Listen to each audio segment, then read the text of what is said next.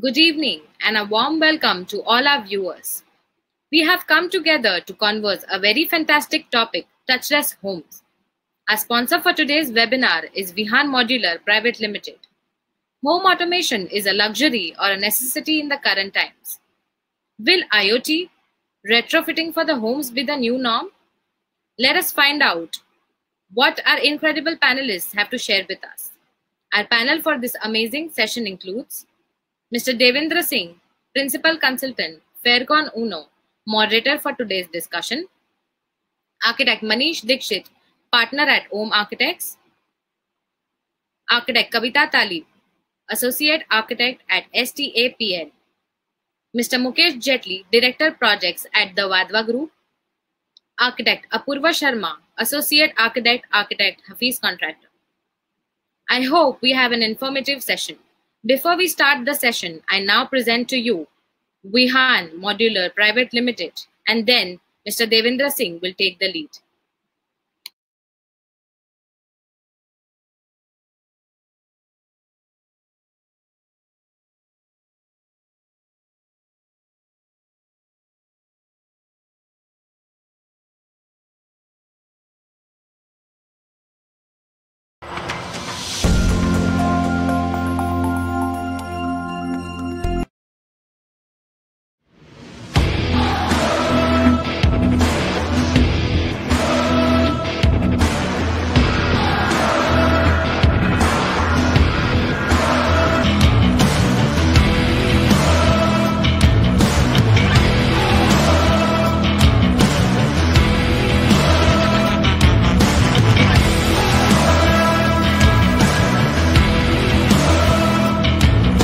विहान में ही काफ़ी कुछ ना कुछ नया इनोवेशन, अच्छे प्रोडक्ट बना रहे हैं। प्राइस का फैक्टर भी देखते हैं कि प्राइस भी सही हो, क्वालिटी बढ़िया हो, देखने में सुंदर हो, और आगे बहुत कुछ नया करने की सोच रहे हैं।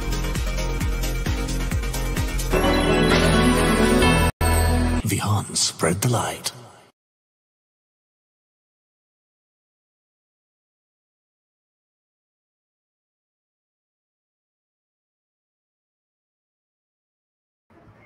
Good afternoon, friends.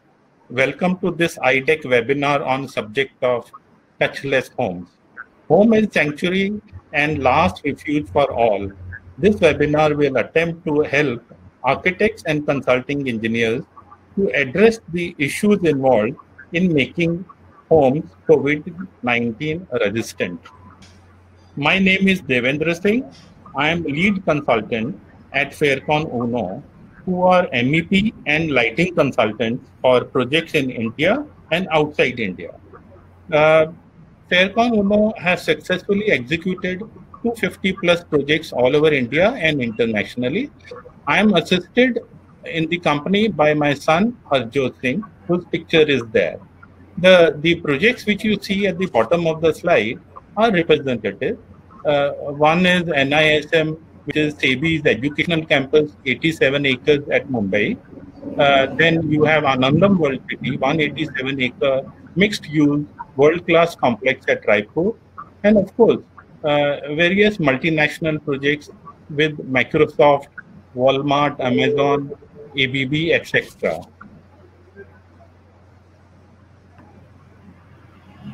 Touchless homes. Now, first of all, we'll understand what is our understanding of a home type. The first is apartment complexes with self-contained infrastructure. Second is home type 2, which is independent home buildings in community or gated complexes. Now, what about the touchless concept? See, basically, it says that we retain our present lifestyle and facilities while minimizing physical touch or contact. Now, what we do is that we try to reduce the touch with innate objects like switches, buttons, appliances, and as well as the physical contact with people other than immediate family, like domestic staff, society, crew or vendors, couriers, etc. See, as you know, COVID-19 is transmitted either through air or through us picking up virus from the surfaces. So touch is the key to taking preventive action in further spread of this situation. Hence the touchless subject. Now, these are the only the defining parameters of this webinar. But then, what about the way forward? See, the sanitization is best done with UV lights. So you can see three pictures on the right. First is the aircraft, then you have a bus, both are public transport, and third is your emergency room, is ICU unit. See, in all these three, the common factor is there are no human beings there, because this UV light cannot be used with human habitation in that volume. It will be harmful for human beings. Now that is also being corrected. What we say, the last line in the slide, UVC or far UV. Now the research is going on whereby that lamp, which will permit human occupancy, will also be with us mostly by year end. In that case, imagine you put this UV light in your house and switch it on, and after some time the room is done, and then you and your family is safe from any infection. Now I would involve my other friends here, and please, and I would request first of all Mr. Mukesh Jetli from Vadva Developers. He is at the front end of the entire chain. He is the one who's actually building homes. So Mukesh, over to you. Thank you, Devendra ji, and good afternoon, everybody.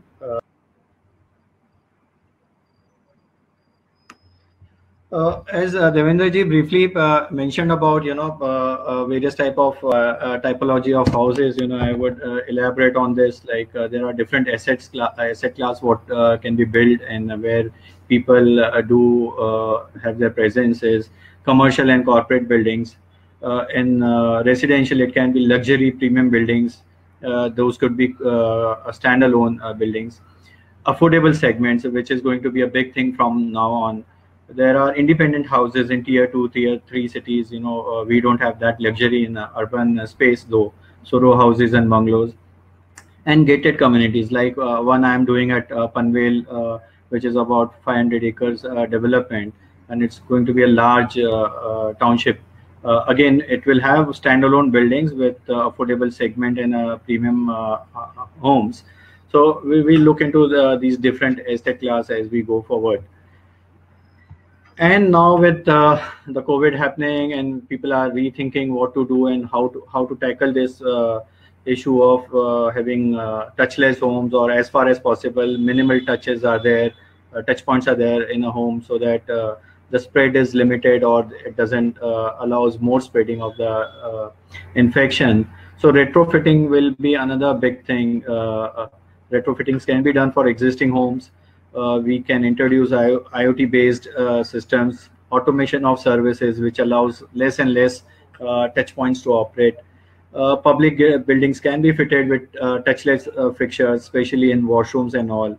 And the ingress and egress can be automated. You can have voice-activated thing, or RFIDs can be used, so that practical human touch is negated. The list is very exhaustive, but it does comes at a cost. Hence, if I go back to my previous slide, the asset class will define how much we need to put in each type of building, and how much the cost can be afforded for a particular segment, and we take it forward, and also take into consideration that each and every one of us, whether he or she is staying in an affordable segment or a luxury premium building, has a right to the safety of self. And now new developments will happen. So we spoke about asset class, we spoke about retrofittings. The new developments will happen. Now there are architects on this panel, and For example, we'll have to cater more and more to light and air ventilations in our designs of the buildings and apartments. The wellness has to be the key factor over here. The spaces will have to be designed where minimal touch points are there and can be economically automated. Again, because my all the time, the focus would go on the cost, because nothing comes free. But as and when the demand and the will increase, these costs are going to come down, but still there will be additional costs which were not factored. Larger gated community can offer in terms of design, isolations center or medical centers. Today people are really anxious for such facilities, because as the cases are rising, the number of beds available in hospitals, isolation centers are scarce. So if a development has some facility of its own, I'm sure people going forward will opt for such new homes and houses where they know the things have been taken care of. I leave it to Devendra ji for further discussions on this, and we can discuss it. Thank you, Mr. Mukesh. I really like the idea of your suggestion for in-house isolation board, as well as your grocery and chemist shops within the complex. These are the two things which people need to use at the worst situation. Okay, our next speaker is Kavita Talib, and Kavita will talk about herself. Kavita ji. Thank you, Devendra ji. I am a part of Soyuz Talib Architects, which is STAPL. We are roughly a 20-year-old firm, me and my husband practicing in New Bombay. We've been actively involved in architectural as well as in interior projects. And we do believe that design is one of the most important tools to change and to transform space. And we believe that our work in some way would positively impact the environment. And of course, through this process of design and learning, we would positively impact whatever we touch. Yeah. So I'll go on and start with my presentation. So when we took up this title of Touchless Homes, which has become almost a surreal concept right now in the middle of COVID and the virus, I can only react in a way saying that design is something that brings the emotional connect to a space. So traditionally, homes have been about touch and feel, and perhaps all our human emotions have all been about how we feel about things and how we react to surfaces, objects, what we see. So keeping all that in mind, I feel that home is the one place when you get back from the outside world, you let your guard down. This is your sense of comfort, your space, and as you all had rightly said, the sanctuary. So what happens now? We've been living this in March, April, May. The uncertainty, anxiousness, and the impact of what is happening around us has actually just taken everybody in a kind of a neutral zone where we don't know where we are going to go from here. So I looked a little bit about how we as humans have been reacting to things that have been thrown at us. And since times immemorial, it has been our defense mechanism to respond in fear. So the memory of these last few months have almost made us reach a zone where we neither want to meet people, neither do we want to interact, neither do we want to share our space with a stranger or even our friends. So our classification of spaces, I mean, as architects, we have looked at space in a very basic fashion, which is, your private space, the space you share with people whom you meet more or less on a daily basis, and the general public space. So all this change where you walk out of your building and you are not prepared to meet people or to touch a surface is something that has affected I would say, in a large sense, the expression of how architecture was felt. So the worries as a designer is, first, is this a temporary change? Is this current change for a small amount of time, or do we have to react to this as the new normal? Because obviously this is not going to be something that I can break down my house and redesign it. I have to look at what space I have today and how can I transform that space. Perhaps if you're looking at a long-term solutions for this, then of course we have to look at this a few more years from now. But in the current scenario, what are the changes that we can actually bring? So when I look at the design of a home or a touchless home, or how do we touch less at home, I look at the primary function of what our users are going to do. If I'm looking at keeping the house clean, I can't think of cleaning everything myself. I'm traditionally used to having a house help come in, or having a house help stay at home, maybe having someone who comes in to cook for me, someone who will come and clean up, and of course, people who live with me in the house. So obviously, when people go in and out of the house, you have to set up new boundaries in place. These boundaries would include, obviously, the traditional boundary of your entrance area. When you have people coming in, you want to tell them that things have changed now. So how would we change that? We can get it done by adding in an automation or a touchless system, as Devendra ji had suggested. And they are easy to fit now. What was considered a luxury years ago, I've put some pictures of a project that we had completed a couple of years ago, which was then considered luxury. With the new way of thinking now, I think these are systems and things that we will have to put in probably in the next 6 months, or at least in the new projects that we are designing, more as a norm than as like a whim or a fancy. So you're looking at probably materials that are easy to look after. You're looking at systems that help you look after your space, keep the clutter in place, and keep every process more or less streamlined. Of course, there are a few things that as designers, we could not set right immediately. That means if you need someone to come in and use your kitchen, you would expect them to use it in such a way that it doesn't encroach onto your living space. Like a lot of homes have got open kitchens now. That definitely would become a factor to look at in design, whether the user of the kitchen is actually the resident or an outsider. So I think the way we divide our home itself would change.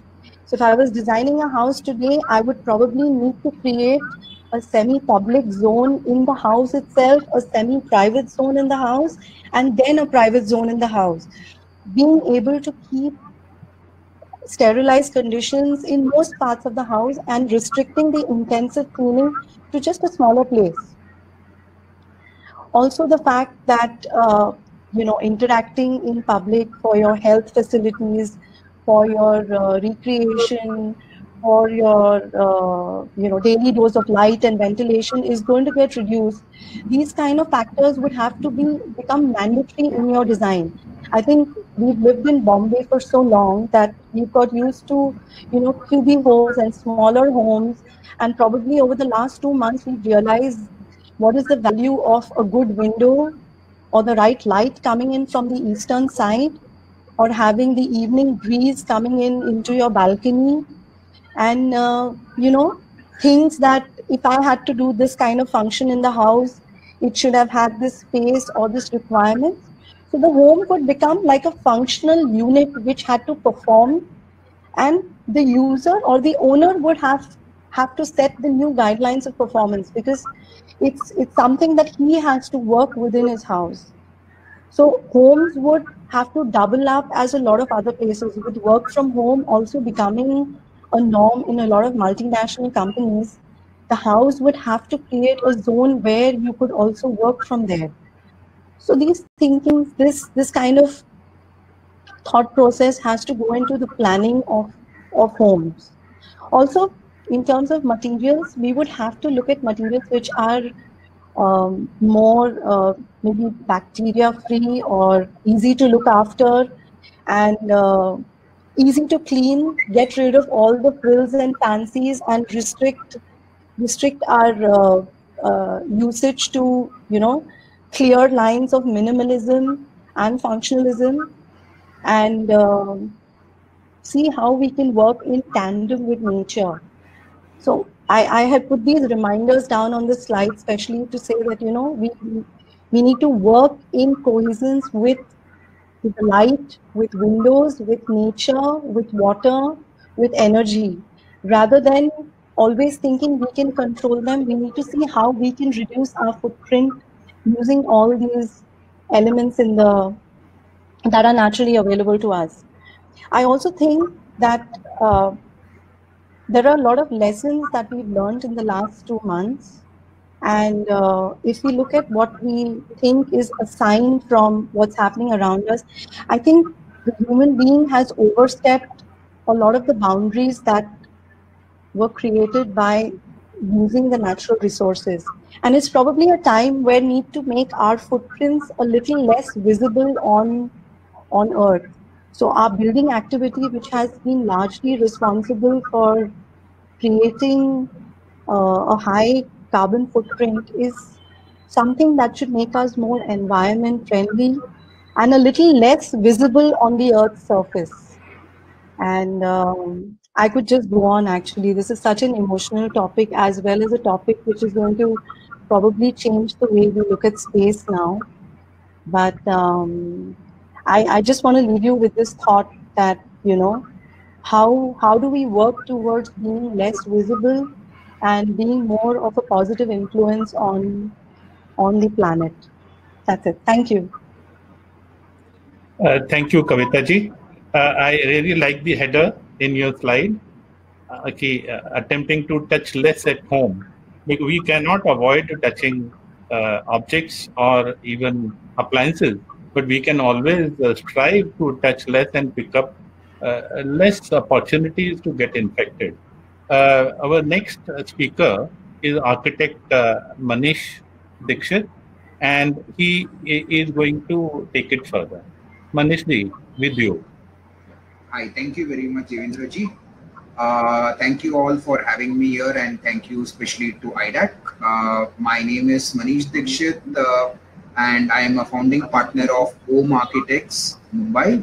We are a 15-year-old architectural and interior designing company, having designed and executed over 460 projects across the world, from Australia to US to Europe, Middle East, and India.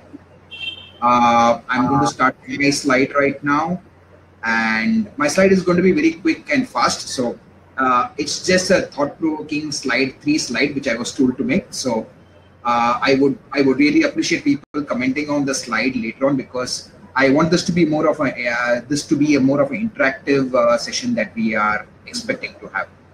Yeah. So I'm starting my slide now.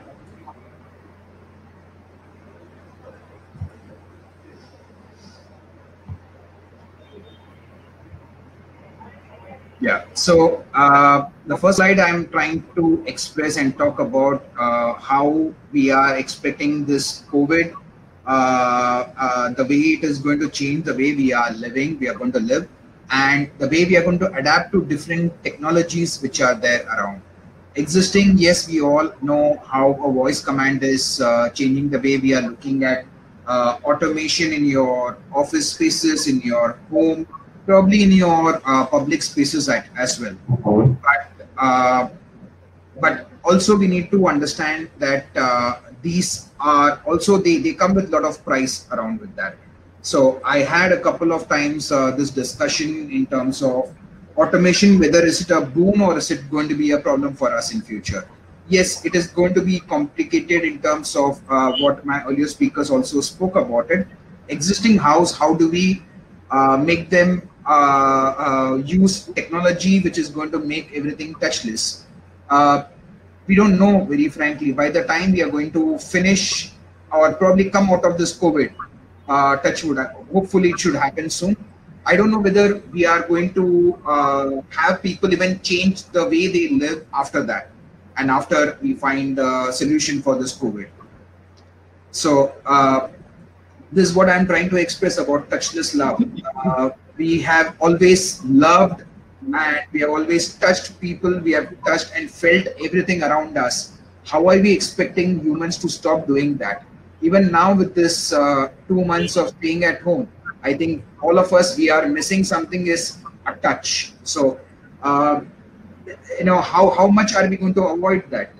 Hugging someone, shaking their hands, and are we going to be the same way probably once this COVID ends? So that is a major question. So how much are we going to adapt to all the technology which is available today? And are we going to become a slave of these technology?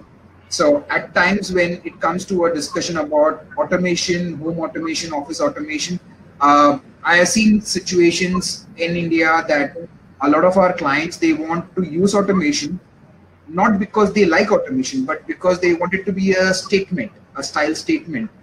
But these are the same kind of clients who have like 5 to 10 maids at home who can switch on and off a light or open and close a curtain, but they still want the remote operated automated curtain and the light effects and everything, which I feel it does not make sense. So the more you're going to get used to all this, like for example, right now we have been we have exploited, let's be frank, we have exploited our human labor force that we had in our industry, in India especially, so much that today we are being handicapped. And the same thing is going to happen tomorrow when you're going to adapt to so much of technology. So the touchless thing, it's going to change the way we are going to live, of course, but how much are we going to ensure that it does not take over our lives? So this is what is my slide all about in terms of thought-provoking, and to understand and adapt whether we should really blindly start looking at them or we should change the way we live. Thank you. Back to you, Devendra ji. Manish, I must say that wonderful graphics and very, very imaginative and innovative slides. Thank you. Thank you. Thanks a lot. Well, next is architect Apurva Sharma, and I would invite her to make her presentation, please. Thank you, IRAC, for giving me this opportunity to share this. I'm Apurva Sharma, working with Architect Hafiz Contractor for the past 15 years. And I'll be displaying a few projects of mine that we've done together as a part of informed design. A design which is created with a lot of data, information, and the reason for doing every single bit, be it a chhaja, be it boxing, be it the sunshade, has a scientific reason behind it. This is Manipal University, Jaipur for you. Another click from Manipal. That's with Pilani New Academic Block, set in a 100-year-old campus in Pilani, wherein a new academic block was to be added to the existing campus. It's a subterranean structure bringing in ample daylight and natural ventilation to the classrooms, providing plaza for the students to interact. That's another project that we've done for Lodha, wherein again, it's not a high-rise structure. It's responding to the nature, the existing trees at the site. That's DLF and Infosys Bank. These are some other projects. Coming to the topic for today, which is post-corona homes. There are multiple facets to this particular situation that we are in currently. Now, post-corona homes will have technology playing a major role, materials playing a major role, and even planning getting affected. the technology in terms of like the previous speakers have talked about the touchless panels, digital lockers, lighting, touchless lighting, air conditioning, with a lot more importance to the fresh air, the treated fresh air, the circulation of the fresh air. Coming to materials, in terms of materials that will not attract too much of virus, or that will not help virus stay for longer on it. Usage of more synthetic materials which are antibacterial, less of fabric, is all that you are going to see coming into play. Because friends, for all this while, the interiors were being created based on whims or fancies, or they were created based on what looked good. But I think now what will be the focus is what's healthier, what's cleaner, what's gonna impact the health of the residents, health and the well-being of the residents. In terms of space planning, I'm sure there are many tier 2 and B and C cities wherein we have individual bungalows. So the home office spaces which were created, which were just a part of plan, are now being used. So those places will be planned more meticulously. Home theaters will come into picture more because people would not want to step out. We'll have these vestibules, which for today's apartments felt like a waste of space. Like, you know, whenever you draw a plan for a developer, you know, everyone would like, no, let's not have this lobby. You know, people would just want to save the carpet area for the main functional spaces. So these vestibules come in more use now. You don't want the courier guy to kind of enter into your living room directly. You know, you don't want you know, like a neighbor to come into your house. So demarcation of these public and private spaces will be very, very important. You know, like the living room versus the drawing room, like in you know, we are doing projects in Jaipur, etc., wherein people have their separate drawing room, wherein, you know, you don't get your guests into the main living space of yours. They'll again come back into fashion. You know, the open kitchens, you know, which we are now planning for many developers now, and which were getting used to for these studio apartments, etc. Now, I'm not sure whether people will want to do these open kitchens in this scenario. For these bungalow projects, we will have larger stores to store more material because of uncertainty. For private houses, we will have bunkers coming into picture, you know, because this is just one kind of pandemic or epidemic that we're looking at. But people do also plan for other disasters. So, you know, people will look at that. And last but not the least, connect to nature. So what this entire pandemic has done is made the home more livable. You know, because you know that you're spending so much time out here. You want to look at views, preferably into a green space. You know, otherwise it was just like, for a city like Bombay, people come, work the entire day, you're just coming home to sleep. I think this is the maximum time most of us must have spent at home ever. You know, like, so it's important to have better views outside, bright, well daylit homes. So importance of getting a brighter daylight into the house is important. Roof gardens are important for those standalone bungalows wherein you can actually go enjoy, walk, do what you like, do gardening, and good ventilation, touchless access doors, which the other speakers have considered, storage of cycle, bicycles, disinfectant railings, you know, because it's important to have surfaces which are clean and easily cleanable, a home gym for that matter, and having adequate shade so that you don't have to pull out the blinds and keep the air conditioner on throughout. These are some of the points I feel will impact not just standalone structures, but even apartment selection for a lot of people.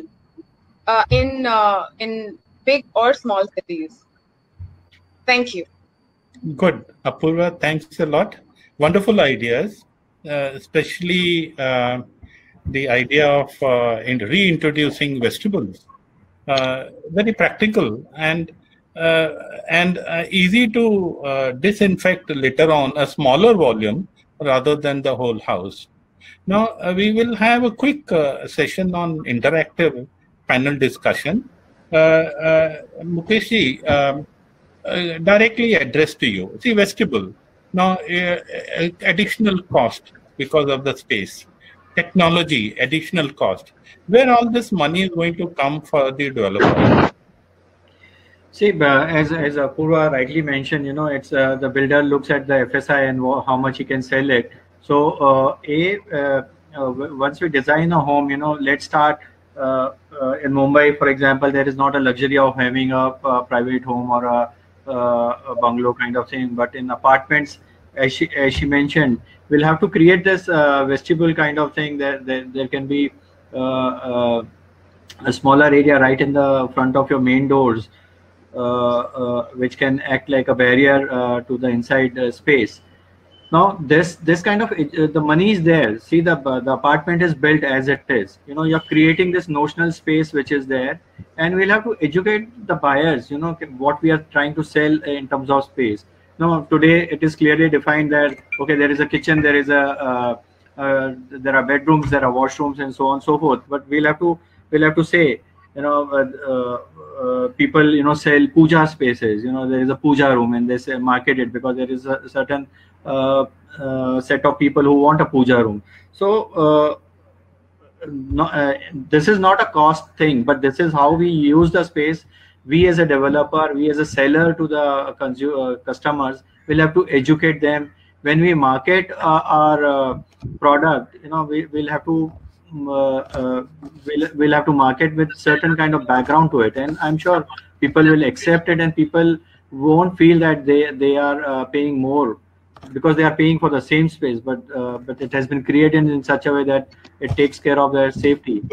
And coming back to automations,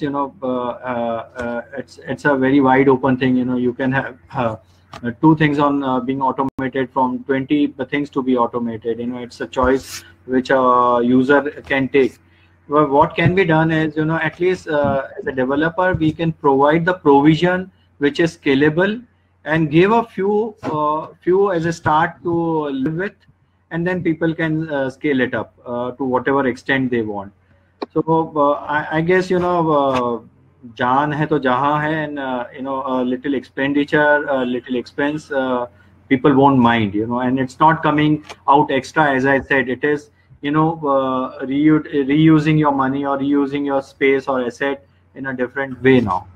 And for example, in Mumbai, in a typical apartment, there are lobbies. We'll have to talk to authorities how those lobbies can be allowed to use as a place where, say, if there are 4 apartments or 6 apartments on each floor, there can be a common courier box or whatever. So small little things. Your milkman can come and drop the milk. You don't have to see his face every day, like your newspaper guy comes. So barriers can be created, or there are letter boxes which are on the ground floor. Maybe a little more common space can be created for people there. In the basements, there are negative areas. We'll have to exploit all the possible negative areas in a development for such things. I remember you were mentioning about courier coming and we giving him a pin, and he drops the packet and goes back, and we collect it at our own time and safety. So design will have to play. We'll have to play with the same set of areas, maybe a little areas. As few people mentioned, we can do away with now swimming pools in a community, for example. But that left out space can be utilized for creating such facilities where isolations can be created. Well said, Mukeshji. Again, what I gather, the crux is reapportioning the space and the cost towards the safety of the family. Manish, I have a question for you.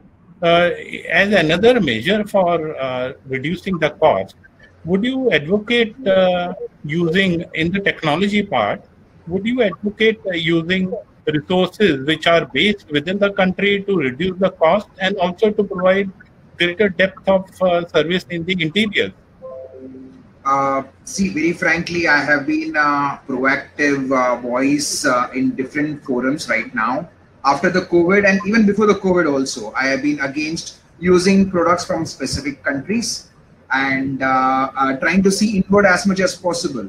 And it's not something to do with this political scenario, but I think it's time for us to look within ourselves right now. Like I had this first webinar where I mentioned about Japan and World War II. When Hiroshima and Nagasaki happened, Japan decided that they are going to do everything inwards. They are going to work 7 days a week for the next 5 years and see where they are today. So this is what I try to express this to the young designers who were at during that seminar, that we need to look inwards also. And it's not trying to be, not looking at the global audience overall, but for the time being, looking at that as an option also is going to help our economy. End of the day, we need to start looking at our home, our neighborhood, our city, our country first, and then start looking outwards. Thank you, Mani. Kavita ji, you were mentioning something about picking up the subject matter from the work already done very well by the hospitality sector. Would you like to speak a bit more on that? So I think the lessons that we've seen that have been well exhibited in hospitality is that they have an easy application. So, whether it was automation or in terms of getting a room which is compact, but at the same time, it forms a template for maybe bedroom design. If you want to do away with clutter and, the customization of creating a space that is easy to look after, where the cleaning operation is relatively easy and focused. So I was thinking of hospitality from that point of view in terms of execution also, because I think even design execution is going to be a factor which is going to come in the way of future projects. Retrofitting is going to definitely be the first step that we take if design is playing any active role in changes that are going to take place right now.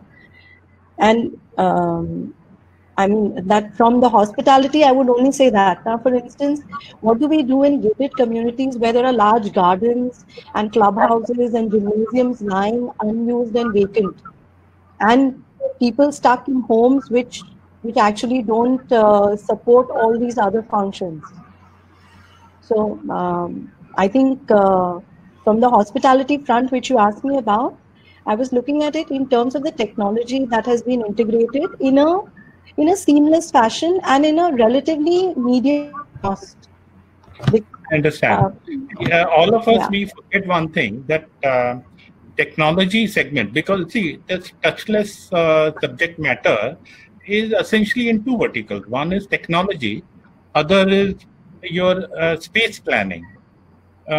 Technology is based essentially on how robust is your internet system, the bandwidth which is available to a common man. And when we say common man, means even B and C towns, remote areas, it's not very good there.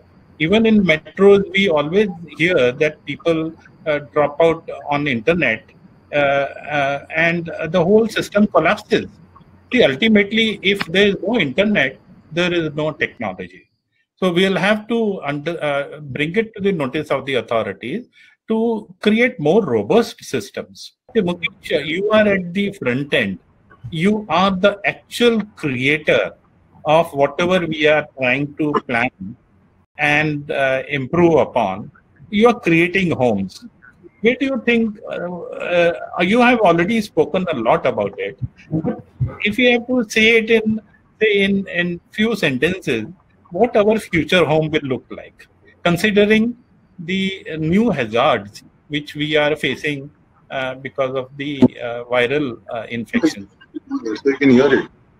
So, you know, I'm trying to do it, but it's the first slide I had mentioned there are different asset classes, you know, but sticking to say residential sector per se, you know, every asset class in that has its own challenges and advantages. Like as you see in tier 2 cities and tier 3 cities, you know, people can make a large homes, you know, and self-contained homes, as in row houses or bungalows. So they have a liberty, you know, they don't have to do much automation as it is, because they are isolated. They are gated within themselves, and then they can restrict the movement of the people, you know, except for the guests or relatives who come in.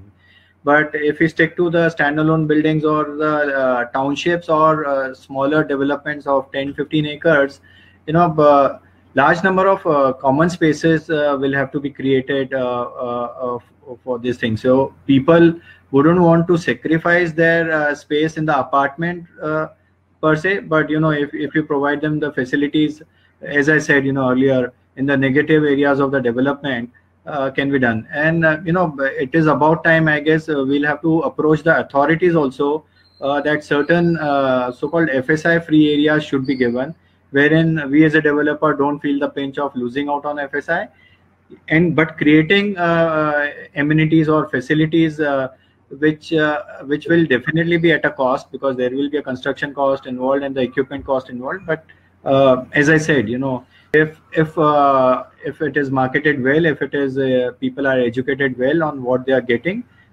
people would go for it. Okay. Now we are very close to closing the discussion. You know, after your presentation, the first thing which comes to our mind is you were very strongly opinionated about spaces, utilization of spaces. Now, COVID is here with us. It may, once the vaccine is out, it may not be such a thick priority. Then what do we do with those spaces which are allocated in fear of the infection today? Don't you think we'll have to strike a balance between what is the wish list and what is practically possible? Sure, definitely, most definitely. So for the tier 2 and 3 cities wherein we're talking about bungalows, the land is ample, and we do have these luxury bungalows. So for them to plan this is much easier. It's just that the spaces are available. They have to be utilized in a way that cater to the purpose. Like you do have a study in the house, you have to plan it to be like a most functional study, so that you use it as your home office and not just like a room which is nicely done with wooden furniture and warm light. The lighting has to be such that it's usable. And in terms of courtyards, etc., I think it's a good way to live in such a bungalow. I mean, to have inward looking spaces, to have ample light coming in, these things will always be timeless, you know, with COVID, without COVID. To plan for a efficient house is always going to stay in fashion. And I agree. I also feel that this bit of the social distancing, like creating vestibules, etc., is always going to help, because this fear is not going to go away from us as soon as this vaccine is out.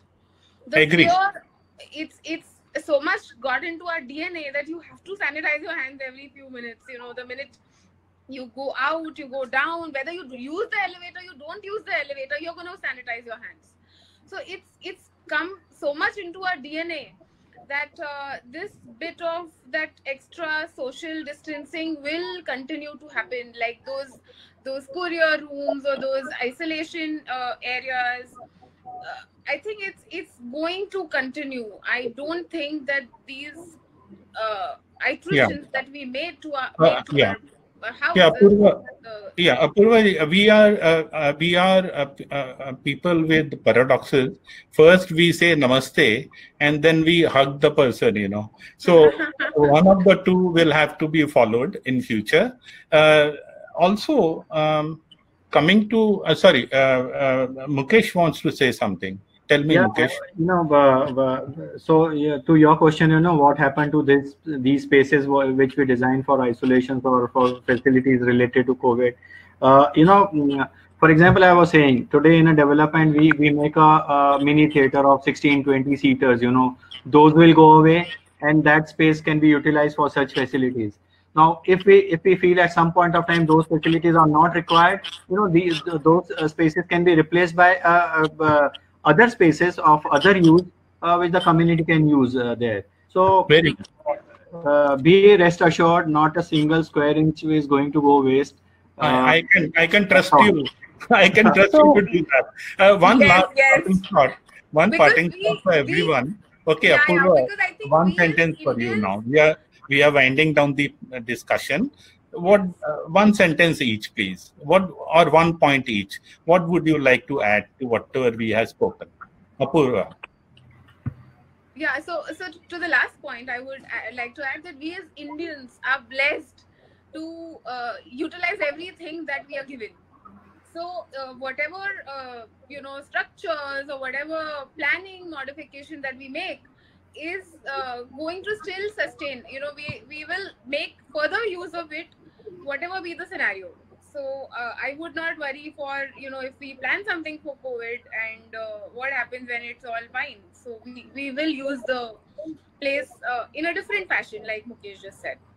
Noted. Kavita ji, for you now, we are waiting for you. Oh my God. Something that I'd like to add. I mean, how much of what has to be taken serious from this will be changing, I think, in how much of the lockdown, how much of the COVID virus we are going to take seriously depends on how long it stays and how much we are affected by its presence. So we are known to be a country who has a short-term memory, and we are quick to forget, quick to completely contradict ourselves when we get the first chance. So I do think that unless we change the way we look at the building industry or the way we design very seriously and introspectively, there may be a very dramatic change, because we might just slip back into what we are used to being living with. I mean, if I tell people that their maids are not going to come for another 2 months, they probably take a gun and shoot a family member, So I don't think we can take any quick decisions here. It has to be a wait and watch, and then live with what change we see at that moment, one day at a time. Thank you. I'm afraid of the gun part of it. No. Manish, it's your turn now. Okay, I think the last line which I would like to add to this is, let's start respecting nature. Let's start respecting things around us. If we had done it so far, I don't think so we would have seen this situation. That is one. Second, let us not get carried away with sudden reaction, knee-jerk reaction, because that is what again will probably make us not go in the right direction. Let us understand how people are reacting to the whole situation, how long this is going to go, and then let's start planning in a holistic way. Good. I have a point to add on my own. Maybe if you permit me to say that. See, basically, essentially, what all of you are attempting to do is cater to the new feeling of, rather new sensation of germophobia, which is going to rise within the common man. Semi-literate people will also be conscious of germophobia. We are not talking about bacteria or say a virus. They are two different things. But germophobia is something which is good for human race, because at the back of the germophobia is how you design a house for general feeling of well-being, which all of you are doing. You bring in fresh air, you bring in a lot of light, and you give spaces where they are wanted. So I would like to end it with the hope that COVID would indirectly make our homes more livable for all the time to come. Thanks a lot to all of you. It was our pleasure to have you at this webinar, and keep doing the good work which you are doing.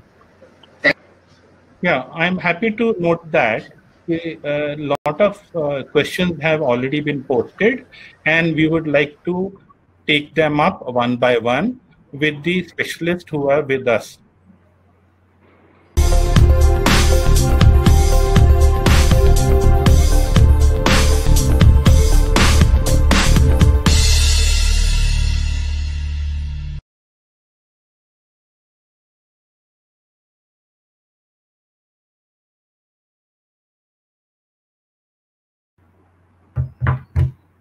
It was our pleasure to have you at this webinar, and keep doing the good work which you are doing. Yeah, I'm happy to note that a lot of questions have already been posted, and we would like to take them up one by one.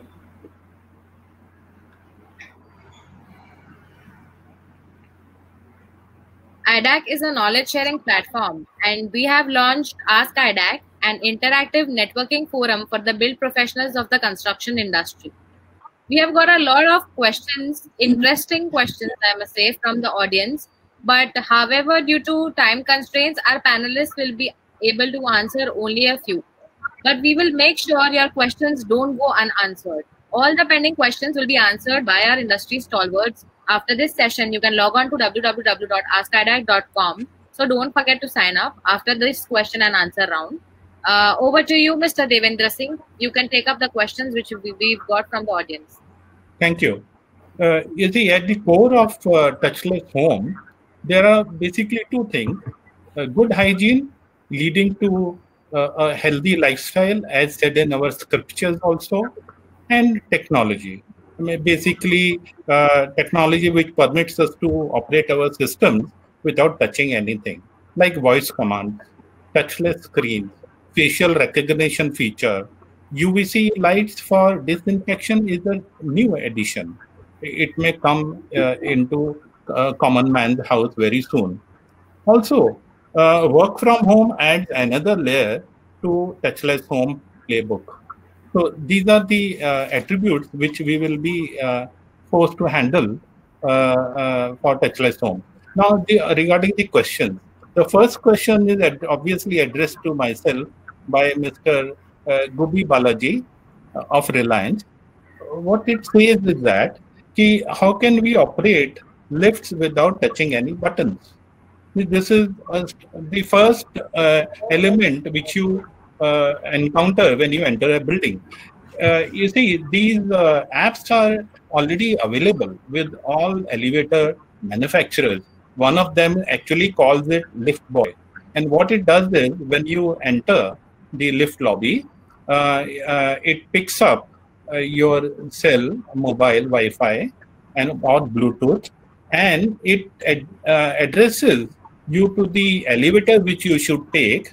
Your floor is already entered, and you don't have to press any buttons. Now, in addition to this, the common question in the entire thread is, how much all this is going to cost us? Say a typical home, how much is the touchless installation going to have an incremental cost? Well, I have a ready figure with me for an establishment which was done in USA for 5,000 square feet independent house. The total cost was $2,500 only. See, this cost is dropping every month, every year. Cost of the facilities and the components is dropping. So you have a hard number, $2,500 for 5,000 square feet. We will take it further. Now the next question is for Apurva. The question is addressed, rather sent by two people, same question, Dibya Jeevan Pati and Anand Ashtaputre. Now, in context of touchless homes, will the building codes, standards, norms need to change? Apurva. Right. So, in terms of touchless, there is no technological difference in terms of a national building code that's going to be required. However, for public spaces, from a hygiene point of view, there might be changes that will be made compulsory. Like we have, especially for washrooms, like sensor-based urinals, sensor-based taps, which we're currently using, but they may come into norm. Hands-free faucets.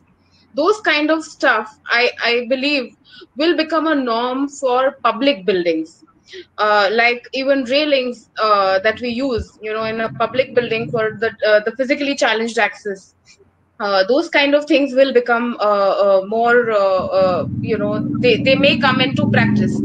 And the usage of the automatic doors instead of those typical revolving doors or typical doors with handles, instead of those, you have more touchless movement is what I'm expecting.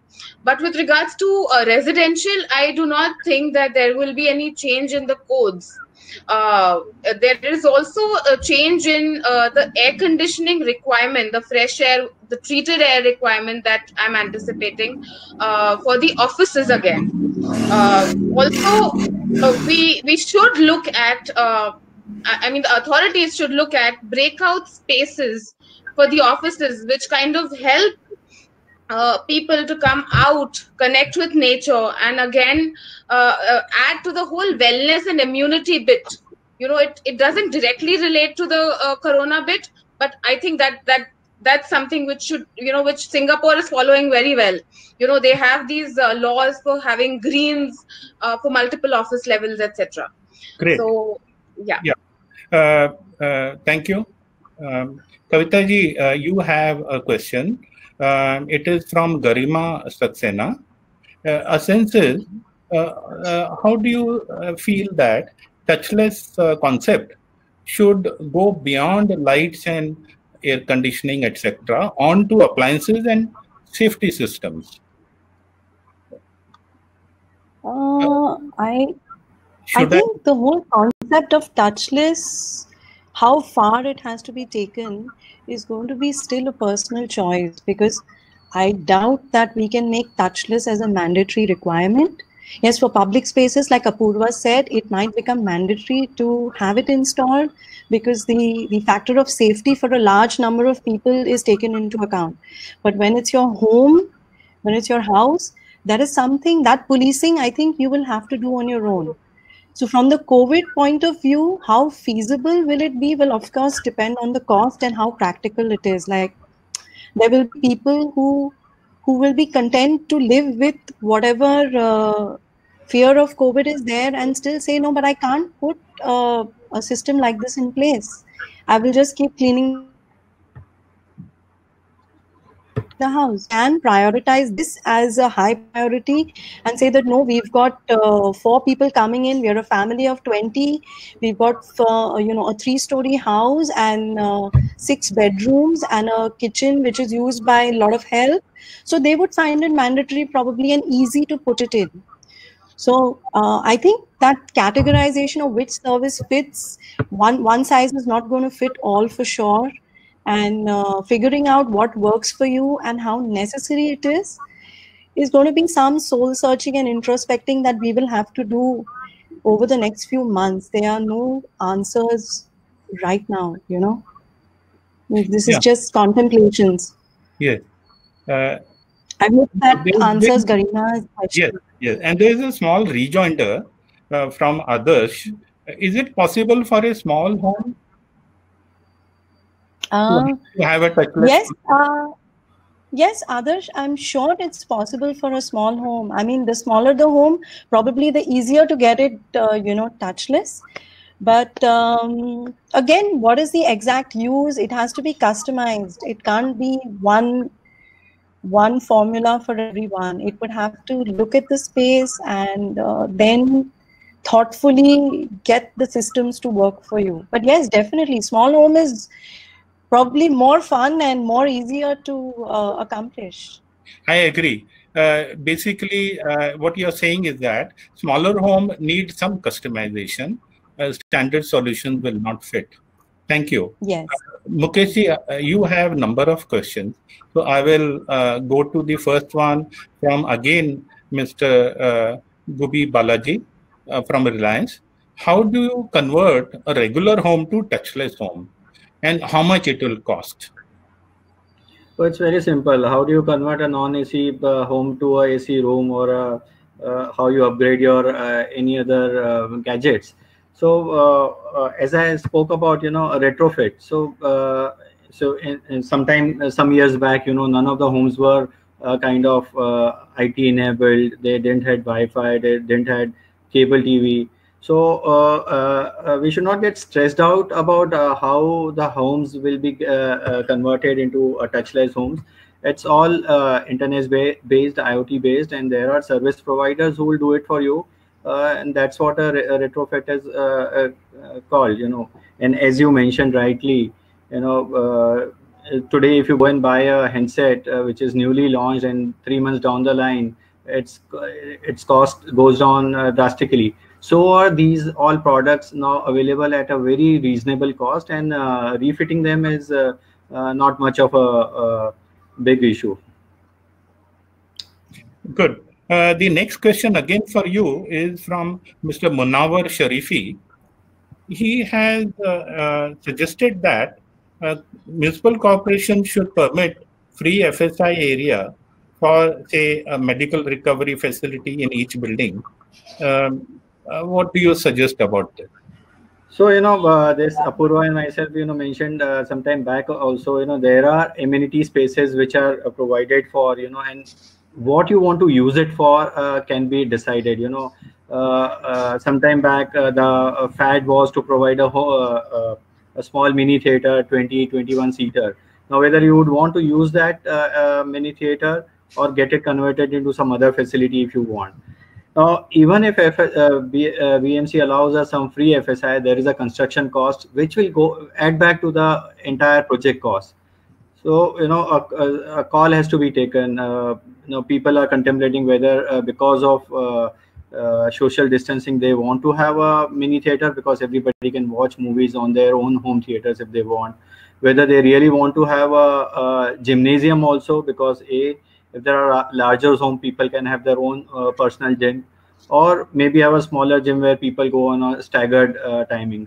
So spaces will have to be created within the spaces and redefine them. Even if I get free FSI, how much, there is a construction cost to it.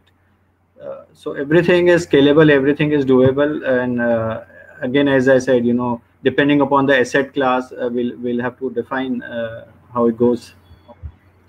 Thank you, Mukesh. As usual, you really get to the gut of it, and thankful to you. Manish has joined us. Manish, there is a question for you from Mr. Ravinder Deodhar. Work from home is a new reality of our life. So how do interior planners, how are they going to address this issue into their interior space planning? I don't think so it's going to change anything. It's just a matter of time that the lockdown opens again and people are going to cause more traffic jams on the road. So yes, till that time, we cannot do anything because we are not working on sites as such. But I think, yes, a lot of people are looking at different options in future where they know over the weekends now they don't need to work in office. They can take that day off. They can work from home at least once in a week, which many companies were following. They can still sit at home and do that same work that they can do at work, in their workspace. So looking at that angle, I think they would want to carve out a small space, probably deleting one of their bar in the house and making it into a work table, or probably work table cum bar. Manish, I would like you to consider it slightly more seriously, because many IT companies are planning to allocate or apportion funds to their people to create office spaces in their home. Not many Indian homes have a ready desk. Yes. So they are apportioning money for a workstation, a desk, and a space which is reasonably private.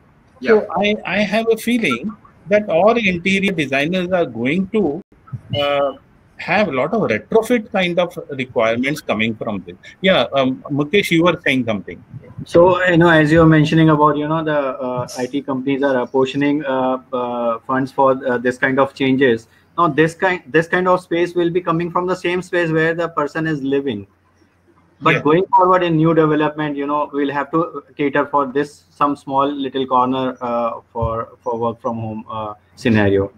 I don't think so, sir. We need to plan out something new for this, because carving out such a small space, you need a maximum of 9 square feet area that you need to carve out for a home desk. Of course, you don't want to make your home desk so comfortable that you stop going to work, because your wife might probably not like it anymore. So looking at it, I think, sorry. My wife? They want you to get out of home. So, looking at that factor, a 3 feet by 3 feet space is more than enough for you to have your computer, to have a printer for your last minute boarding pass situation, or your children's school homework printouts, whatever it is. So I think that's more than enough that we can plan out, and we can get away with that. But that would take away your bar cabinet. I want to add. Yeah, tell me, Kavita. I think it would be a luxury if people are going to retrofit their house for this small time gap that we are assuming. I know a lot of IT companies are going to be off offices maybe till September or till Diwali, but then 3-4 months is good for the Indian jugaad. Your dining, any other flexi space in your house is going to double up. So I'm thinking, unless it really goes totally crazy, I think we're going to bounce back and unfortunately jump back into our old shoes, No, your point was correct. Indian jugaad, I know this one of the guys from my team. He could not get proper signal anywhere in his house, and it was only in one corner where he had to use his laptop. So he used a bucket in the bathroom, turned it around, put his laptop on top of it so that it was in the right angle when he was talking to us. And at one time he realized that his hand was like this. So we were like asking, what's happening? Why are you moving your hand this way? He said, my mouse is there. I said, then where is your laptop kept? So then when he showed us with his phone what he was doing, and that's innovation that we are always going to do. And probably that's going to be right now during this time. And I'm sure all of us have I had this policy of never work from home, because I felt office is to work, home is to have time and spend time with your family. Why do you mix both of them together? So that's why I used to get my work away. I mean, the mobile was the only thing, but now with this lockdown, I could not avoid it. So I could find one of our old table, which was 15 years ago, a table kept for my fish tank. So I could clean it up, just refurbish it quickly and get my Wi-Fi connection on and start doing this. Well, I'm sure Manish will have many more such incidents and stories to convince us why WFH provision need not be made. Yeah, I still feel it should not be made. I think once the lockdown opens, please keep your work away from home. Well, it's a debatable point, and we will leave it at that. Thanks a lot to all of you for being with us. And Devanshi is with us to wind up the event. Devanshi, it is over to you. A big thank you for the colossal knowledge shared this evening. It is an absolute honor to hear of it first hand from none other than experienced professionals like you all. Also, a special thanks to our sponsor for this webisode, that is Vihan Switches, Vihan Modular. We thank our audience that have showed support and tuned in this evening. Should you all, this is for the audience. Should you all have any further queries, do contact the team IDAC. All the pending questions will be answered by our industry stalwarts. I request all the panelists also to answer all the pending questions from the audience on www.askidac.com. So I request the audience to sign up right now. Thank you so much, everyone. Thank you, Devendra ji, to moderate this session. Thanks to all the panelists. Stay home, stay safe. Thank you. Thank you. Thank you, everyone. Thank you. Bye-bye. And bye.